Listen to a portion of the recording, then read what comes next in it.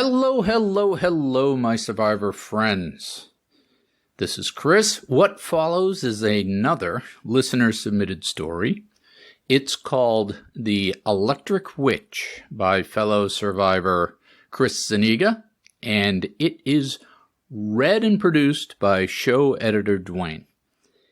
Now let me repeat, this is not the main narrative. This is a between-season sampling from an emerging writer who lives with us here in the Apocalypse Bunker. When Chris sent me the beginnings of this story, I liked it. It was just a kernel, just a beginning, and it had some challenges, some flaws, but it also had something unique about it.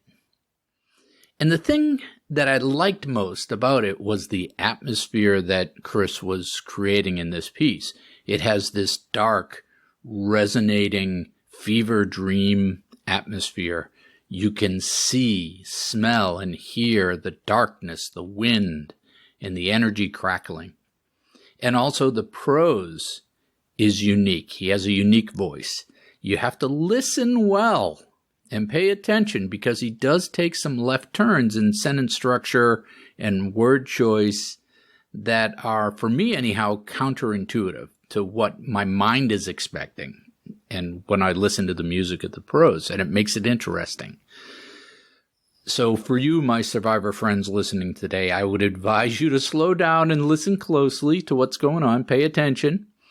The piece is somewhere around 25 minutes long, which is a tad longer than I usually go in one of my episodes, but I think it's worth it. And I will add a brief interview chat with Chris on the back end and some outro comments of my own. But let's all applaud Chris for having the courage to put himself out there, and another round of hand claps and hearty back slaps to Dwayne for producing this into something wonderful. Take a deep breath, settle in, as the After the Apocalypse Theater presents The Electric Witch, written by Chris Zuniga and produced by Dwayne Hespel. Electric Witch.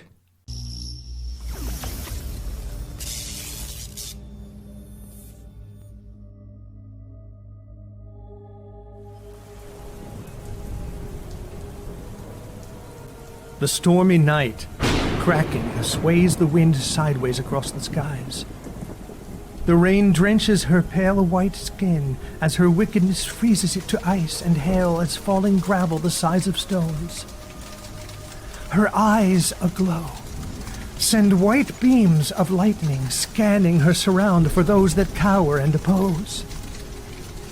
Runes in hand and adorning her neck brill her skin tight while she reaches with the devil's horns. Her long fingers stiff, stretched to the wind above her head, lost in the locks of blackened ends of flaming blue silver strands of silken hair, she chants her spell, binding all that fear her call and the ice of her skin.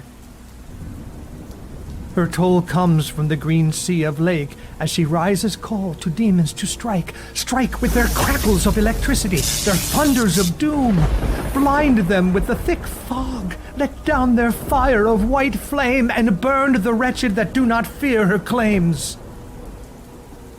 She calls the hooves of the trees. Bring your beast's fang and claw to defeat those who dread and do not concede. To me! I claim your forests, your meadows, all to the sea. The land you break to dirt in which you plant my mother's seeds. That which you thought yours belongs to my mother, and she sends the daughter of Hecate to sound the thunder, to trumpet and shake your minds, electrify your death. Dread my fingertips as I find your children and cleanse retribution.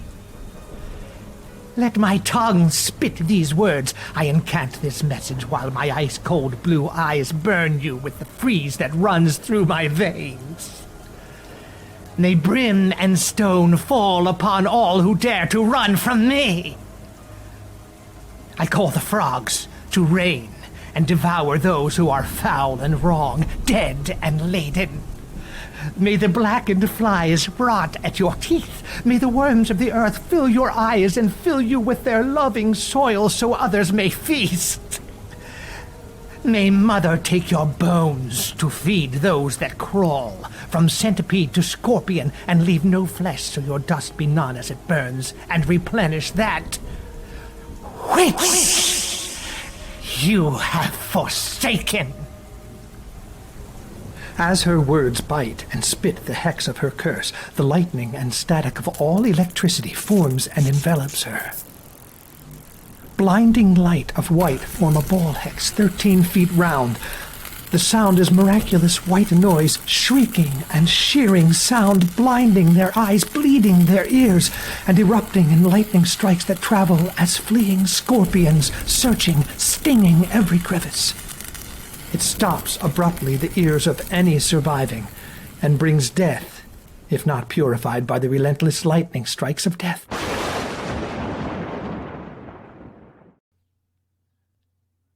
The witch drew breath as the sea of lake receded, and the storm calmed to her chill of bone. Her eyes changed and returned from her whites, her anger was fed, and the lust of the earth ate the dead that lay upon her bed of seeds. The mother Hecate spoke with spear and sword, as her tongue with unholy but spiritual witchism, condemning all that still stand, stone, tree, all brought from those who were mortal human and beast were fell to knee and rubble. Level to the eyes of the witch who has sworn to her soul and mother Hecate. Life not only of hers, but those who had come forth and opposed. That all her sacrifice bleed and fill the cup of earth to her mother, that she may drink and live forever as the earth and soil, wind of the sky, water of the seas, that continual cipher that feeds all realms.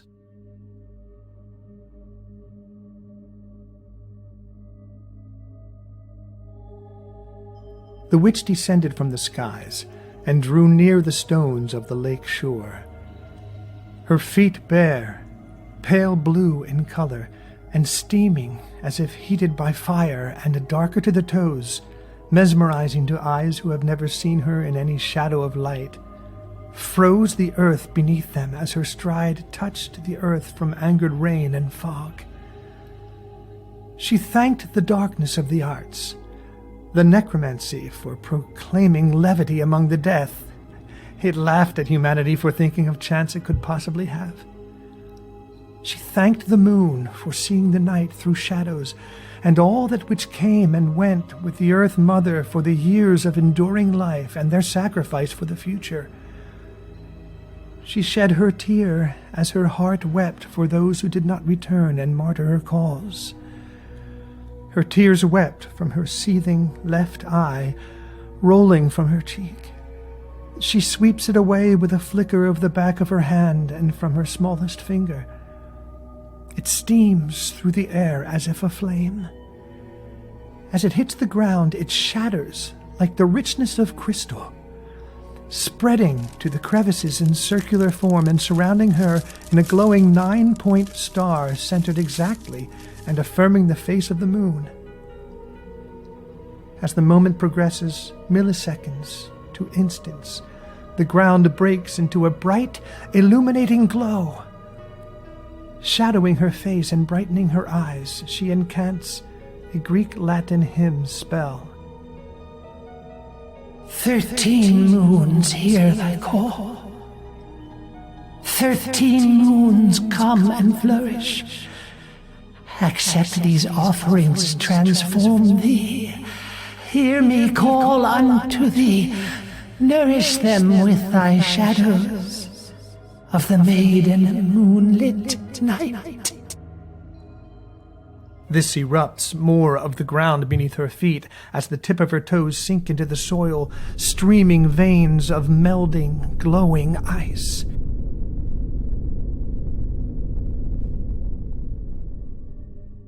In the shutters of your mind's eye, all touched, blooms with the greens of thorn beauty. Illustrious floral of white to blues and vibrant emerald color, an enticing fragrance as if the blackest of red berries and richness in terroir, so pungent, alluring the senses unknown to those of mere mortal blood, intoxicating through your eyes as the taste touches the tongue, causing the hypnotic spell spinning you to subconscious realms. Alas, her mind found solace as she peered to the flames that boiled her cauldron churn. Like sand to liquid glass from the edges to the mirror in the center of the boiling melt. Her skin still paled in blues, cold as ancient ice, her breast and hair so close to the flame that the fire chills as she whispers an exhale to the cauldron's face. Her breath falls like honey from hex and combs, freezes the center of the mirror, and ripples to the edge of the witch's brew. The words reap the spell of magic from her lips. Ambra, Cantabra. The flames engulf the cauldron, reaching outward enough to flare 3 meters round. She is unscathed. Her icy chill blues the fire with color where it teases her skin. Steaming mercury like molten silver liquefy and splash upward out of the cauldron, brightening and casting shadow across her face, giving her grin and eyes the brow of sinful cheer. Her necromancy brings wealth to the sea of lake. She bestows rejuvenation thrice its time to all its creatures, invoking the 7-headed kraken to rise again and rain the waters of Delaga, and bless the beach with the corpse of those who fear. To the uprise of trees that burn an unyielding flame, the fruit to bring nourish of bread and wine, the soil to bring those who graze on hoof and claw, the stone to yield those who commit to pass through the realm without the chant and blood of the mother, the skies to shed fire upon the unwanted and betrayers, those that are soldiers and spies and not of the mother's coven. And for all those wise and hands of the mother Hecate, who share her blood by cup and serve the earth as her children, peace and wealth progress as one with her and the coven. May they all live without fear, be protected by her giving love, nourish from the earth as they give forth thrice as much as sacrifice to the one true mother of earth, Hecate.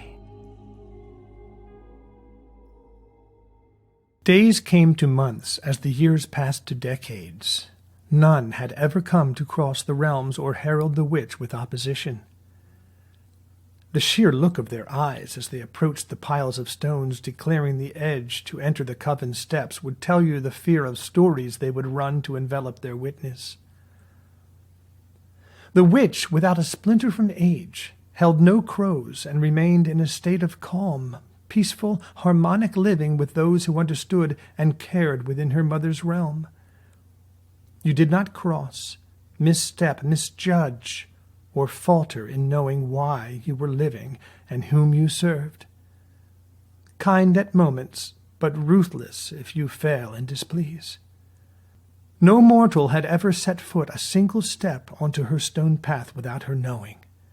The trees, lit with flame, were ever giving through sun and moon, and lit the way to Durga the village, communion of the coven. If you were a familiar to the witches, there was no fearing them, but if you lacked any confidence and respect of your surround, the flames would know and tease at you as they sting to burn. The new growth took quickly as of now. The strength of a mere thorn vine would take the sharpest samurai sword a guild could form, and the weight of the strongest hand in Sukuba form of 1,000 men at least.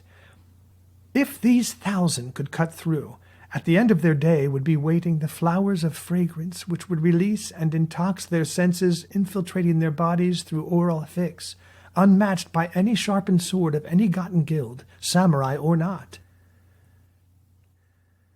Tonight, the moon hath cast, split by sword, if you were unaware of its existence.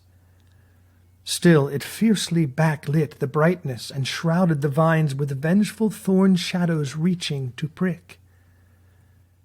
The depth of vine could go to the reaches, and you would not be able to see its end. As the night endured its chill, a hiss of sound whispered through the cold, brisk kiss of the season's gloomy moonlight. A sound only made by the metal polished and folded by a life of a master balancing harmonic in a deep tone of falsetto, pretending to be a feather in the wielding hand. The sheer of its cut would be a thrill if someone would have seen it happen. 7 feet of vine instantly shriveled, and left a 2-foot-wide span of bare ground open that no light has seen for decades, and just enough space to continue. Quickly, though, for the cut was wide, but the vine would push back heavy and make work. Not only was this sweat for a warrior to be able to endure, but a mantra of life to continue, and to what end? The hiss continued, and alas, drops of wet salt of sweat sprinkled the green of the vine's leaf, 177 feet in at this point. At the look of the vine's shrivel, one would reveal a sliced cut precisely thrust so that carbon of black could be seen as if burned and seared, that only a mastery of lifetime could possibly achieve with a blade, let alone 200 feet within the coven's realm. The thorns here are as sharp as 3-inch knives, unrelenting knots of organic vine wanting to catch your fall, tugging and grasping at any skin to cloth, and scraping and scratching the hardest metals known to man. No mortal man could be or live to achieve, nor has, this or anything close to this feat. The hissing continued for hours, and all at once halted so quickly at the very smallest of blooms from the plant of intoxicant. This hidden bloom underneath the thorns, meant to fool and trip its catch with a hidden blindness to any normal eye. At the same moment the wielded blade was sheathed, the shadow of a figure obscured looked down at its stand. For the flower, studied closer at its petal, reveals a tiny droplet of red, spilt not by the sword, but by thorn. As the last sweep of the blade sheared and hauled to sheath, the coven's reach grasped and pierced to what would be human blood, and spent its drop upon the flower. This, for now, goes unseen.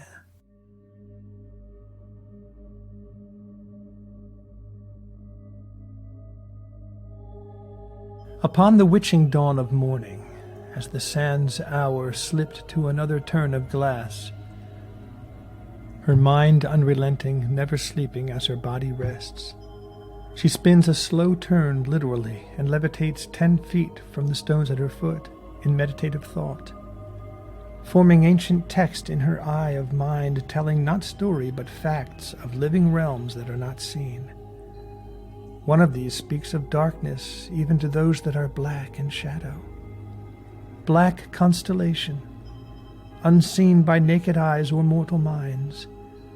One at first thinks of what or how this configuration could be. Unknowingly you look for light that shines at you and you fixate upon that.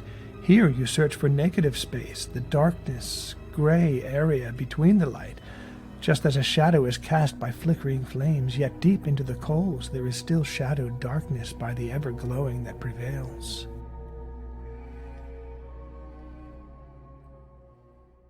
A brooded old wooden door bears the knuckle of a servant as he begins to knock, to summon the witch in her domain.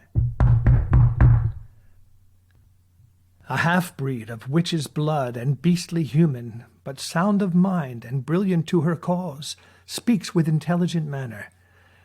He calls for his mother behind her closed domain and asks for her counsel, and begins to report the night's happening at the coven's edge. The shadow cast this night was not that of man nor beast. Human-held? I'm unsure, Mother, and yet wielding that which would have to be some sort of blade. Unsure which it could be as well. Sword? Axe? Magic? Which your eyes have not seen. How could this live? Whatever it was, my mother, they were able to infiltrate 266 feet, stopped right at a single flower, as if sending a message of sorts. The only message sent is your insolence and error of arrogance to your service of the coven. If I may, there has not been a breach in, well, never! You insult me! And for this you lack of spine, and sleep until morning to plead your ignorance. Her eyes gleam, as if this is felt to the depth of vein. She insatiably pulls the prick from the crook the servant twisted it into, unknowingly digging his own grave, with little thought and the smallest of curse from the breath of her lungs. Miter, sikoste proste panio, tu sisto edofus. The whisper sends the servant lay to ground, his eye twisted to white. He levitates 2 feet up and drops violently. Curse me again no longer. Bring to me what I ask of you if you wish for the moon's light to dream under again. I want it alive. Find whom or what, and do not fail! Our human eyes float between clouds of mist and sharp ledges of stone, untouched, only seen. As they are so close to the sun, your hands, like a child, reach to them and never touch. The locals climb to find these pieces of ledge if they can. They seem to reveal some sort of metallic mix only found here in the peaks. Perched on a small ledge, Haliaetus pelagicus, the white-shouldered and majestic golden-beaked eagle, largest of this land that is known today. It sharpens its blade's beak and talons slowly, gracefully. Straight, clean strokes across the edge that is smooth and hardened from years of weathered cold winters and hot summers. It slowly follows through with precision, achieving a leathered sheen straight to the point. In a free-falling dive, with speed to pinch and jolt its prey with talons so sharp and unbelievably organic to crush with strength and precision, the Haliaetus pelagicus, white-shouldered eagle, beams through the sky with pride as it finds its prey. Her shadow stretches to its kill with the evening sun as it peers through the clouds. To feast, feed, and live again. Its mantra, if it could speak.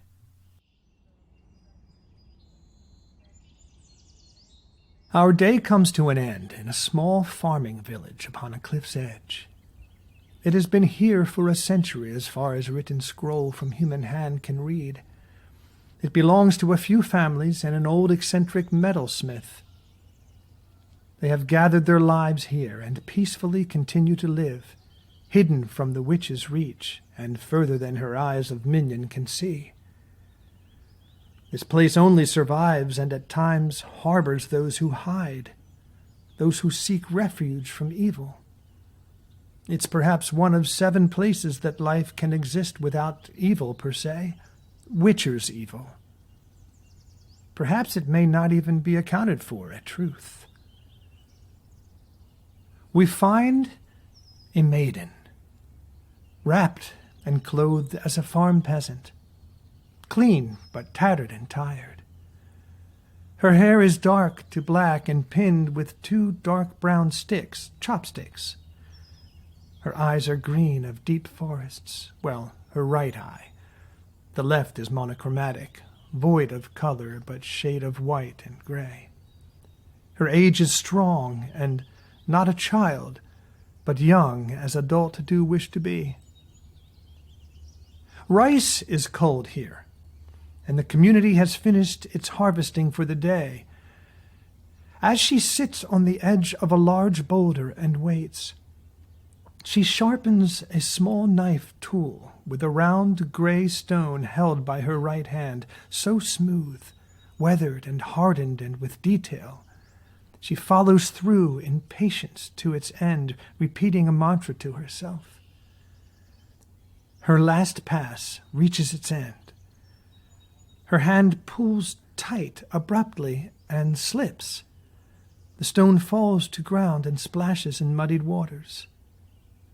She peers down, and a small piercing from the point causes a droplet of blood to appear. "What have I told you? You must follow through, and not with haste. The point is what brings the blade in. Speed brings sloppiness. Listen and learn. Oh, how is it I am blessed with such a child? Gods, and may the Buddha look past this day. Hurry now, get cleaned up. Mother has our bowls ready. We must eat and rest to live again like the eagles. You think I tell you lies? These are truths, not stories. Now hurry." She scurries with haste as she grasps her hand.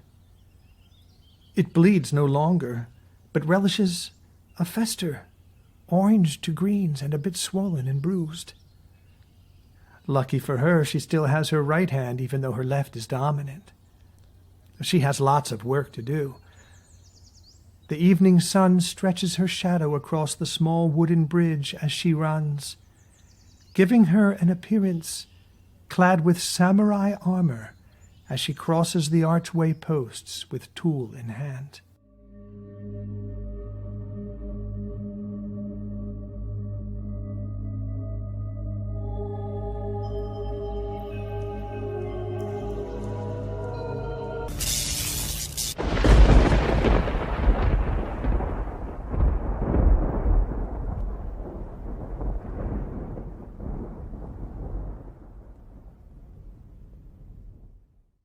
All right, so Chris, give us the 200 words on who you are, what you do, and why we're talking.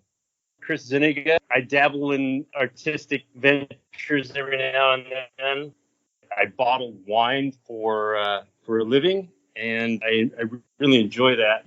That kind of keeps me busy all the time. So in between times, I'm busy at home with 2 dogs and my wife of 30 years.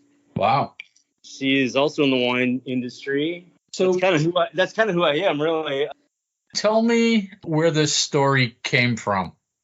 I've always dabbled in like comic books. You know, comic books were a big thing for me. I was really an aspiring artist for quite some time, and you know, time and place, it just didn't happen. I've always liked fantasy stories, and I think it was back in January. I was, running through Netflix and came across Blomkamp. Was watching his short stories, and I thought, oh, this is just fantastic. You get 30 minutes, 40 minutes maybe of a brief story. You're just thrown right in the middle, and I just started thinking about, what could I come up with? I've always liked witches and samurais and just something that came out, and I was really trying to be more poetic with it. So the reason I was interested, you sent me a sample, was the tone, right? Just the atmosphere. So I'm a big atmosphere guy. I like atmosphere. And you had this sort of fever dream atmosphere is what I would call it, with this, sort of witch on the cliff doing the thing. What's the narrative? What's going on in the background here? What's the story? I kind of wanted to tell the story from more of her view, or the witch's view. So much, she's not really an evil witch, but just dark, in the dark arts. I wanted to keep it kind of with some realism, but yet fiction from my end.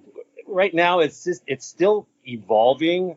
You steal some names out of sort of classic mythology. Is that just random, or are you actually trying to tie back to some of that?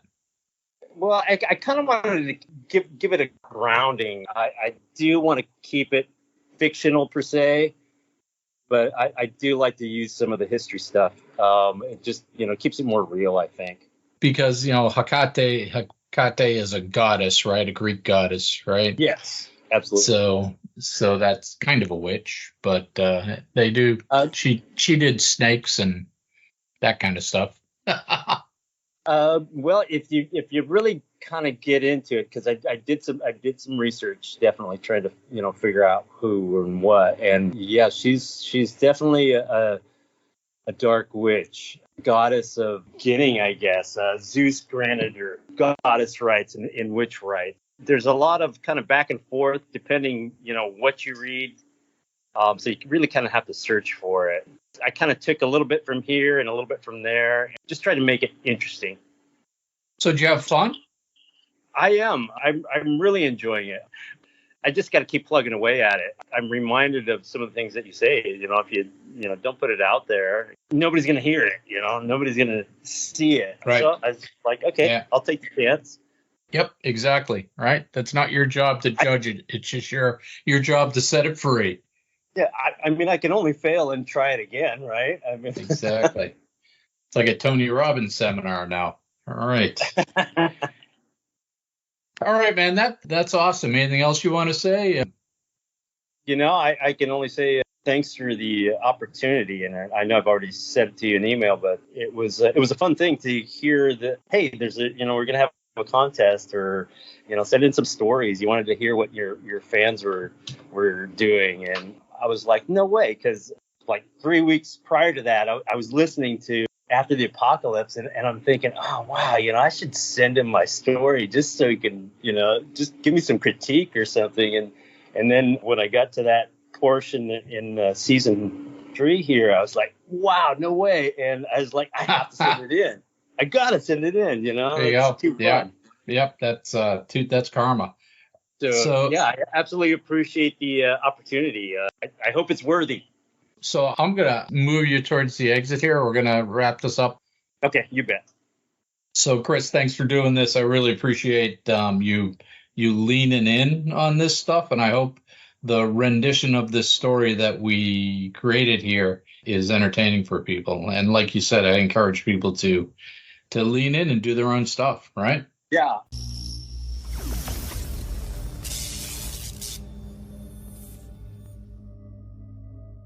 Hey there, my survivor friends. How are we doing? That was pretty good, huh? Just a few quick comments here to catch you up. For those of you time traveling, we are between seasons 3 and 4, and it's the summer solstice in 2023. I've been working on various projects incidental to the podcast. First, I've been working on the story arc for season 4, which I think I have some great ideas for. This past week, I listened through season 2. I've been going back and listening through the old seasons. And I really liked the balance I had in there of deeper themes. So some of the character arcs and the deeper themes balanced with the action. And I'll hope to carry that forward in season 4. We have over 380 members in our Apocalypse group on Facebook. And we clock about 22,000 downloads a month for the show, so welcome everybody. It's funny to listen to my old outro comments in season 2 where I'm talking about, having 30 group members and 1,000 downloads or whatever it was. So there's a lesson to all of us, right? This is the power of patience and consistency. We're 3.5 years into the show and about to start season 4. And I think we're in good shape to grow some more. And another bit of news is that I have partnered with an outfit that basically sells podcast advertising. What we're going to try to do is go directly to companies that have products that are actually appropriate to our survivors. things that you actually would want or need. This does two things. First, it means you get an ad that's appropriate, unlike the programmatic ads from Acast, which are usually pretty far off the mark. I could go on a really long old man diatribe about this, but for instance, I get cosmetics ads and handbag ads and a whole bunch of those. Here's a show you'd really like to listen to. I'm like, no, I would never listen to that show. So anyhow, do away with that. But second, with any luck, these direct relationships with products and companies would produce more revenue for the show so that we can grow some more. And worst case, my friends, worst case, I learn a lesson, perhaps even an expensive lesson. But I'm all about learning lessons. Here's the thing. We always think that our goal in life should be a peaceful, uneventful life, right? No stress, no anxiety. And we avoid taking action because we don't want that stress and we're afraid we might fail. But that's not how humans work. We need stress, positive stress, and we need challenges. And yes, we need those setbacks to learn and grow and do our best work. So another round of applause for Chris and Dwayne for producing a great show. And until next time, my friends, get out there, take risks, lean in, and keep surviving.